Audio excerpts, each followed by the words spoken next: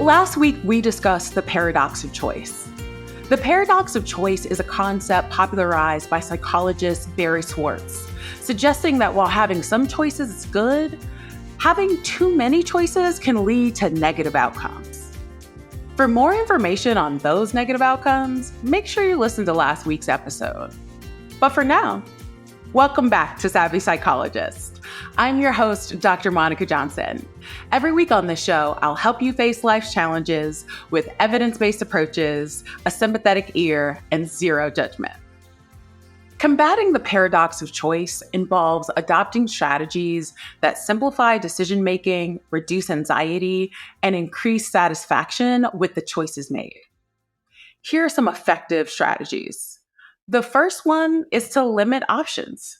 One of the most straightforward ways to combat the paradox of choice is to limit the number of options that are available. This can be done by setting criteria. So, establishing clear criteria for what you want can help narrow down choices. For example, if you're buying a new phone, decide on what the essential features are that you need and only consider models that meet those criteria. The second thing would be capping choices. So you want to decide in advance to limit the number of options you'll consider. So for instance, you may choose to compare only the top 5 products in a category rather than reviewing every single available option. The second strategy is to embrace satisficing. Satisficing is a term coined by Herbert Simon, and it involves choosing an option that meets your minimum requirements rather than seeking the perfect choice. This approach reduces the stress of searching for the best possible option and increases satisfaction by setting realistic expectations. So, how do you go about doing this? You can set a threshold.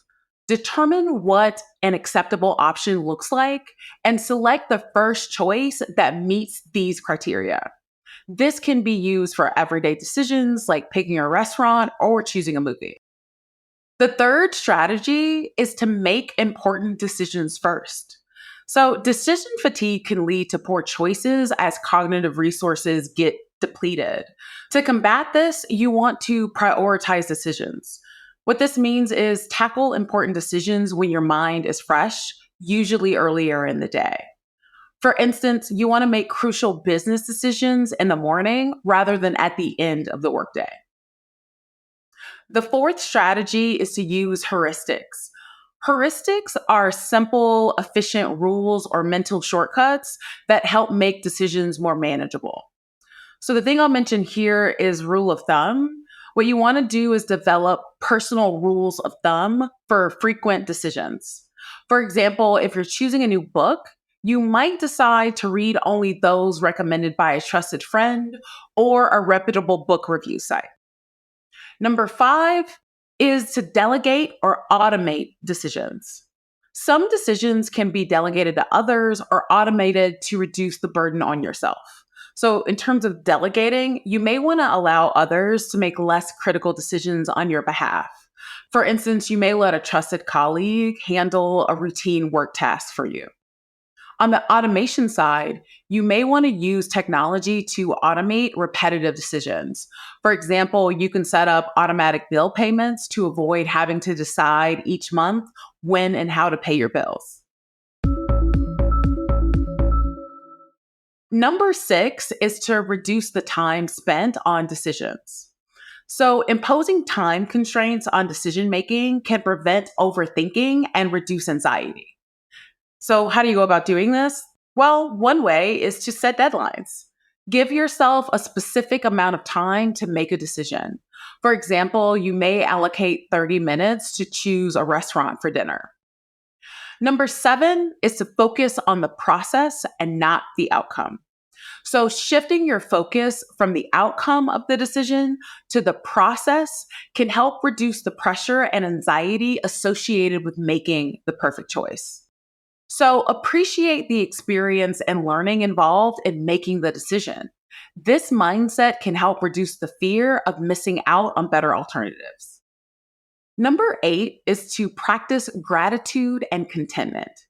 Cultivating a mindset of gratitude and contentment can help you feel more satisfied with your choices. One way to do this is gratitude journaling. So, regularly write down things you're grateful for, including decisions you've made that have positive outcomes. Another way to practice this is through mindfulness. So, you want to practice mindfulness to stay present and appreciate what you have rather than constantly striving for more. Number 9 is to seek feedback and reassurance. Getting feedback and reassurance from others can help validate your choices and reduce regret. Along with this, I would encourage to also consult others. Before making a significant decision, seek the opinions of trusted friends or family members. And then lastly with this, having a feedback loop. After making a decision, solicit feedback to understand what worked well and what could be improved for future choices. Number 10 is to embrace flexibility and adaptability. Recognizing that not all decisions are final and that it's possible to adjust your course can alleviate the pressure to make the perfect choice. And this is one of the reasons why I often suggest an iterative approach. So basically what that means is you want to make incremental decisions and be open to adjusting based on new information or changing circumstances. Plan B is also something to think about. So you want to always have a backup plan to fall back on, which can reduce the fear of making the wrong decision. By implementing these strategies, you can navigate the complexities of modern life more effectively, reducing the negative impact of having too many choices and enhancing overall satisfaction with your decisions. Which of these strategies will you try? Let me know. You can contact me on Instagram at KindMindPsych or via my email at psychologist@quickanddirtytips.com. The Savvy Psychologist is a Quick and Dirty Tips podcast. It's audio engineered by Steve Rickyberg with script editing by Brandon Getchis. Our podcast and advertising operations specialist is Morgan Christensen. Our digital operations specialist is Holly Hutchings. And our marketing and publicity associate is Davina Tomlin. Follow Savvy Psychologist on Apple Podcasts, Spotify, or wherever you listen to podcasts. That's all for this episode of Savvy Psychologist. Thanks for listening, and I'll see you next week.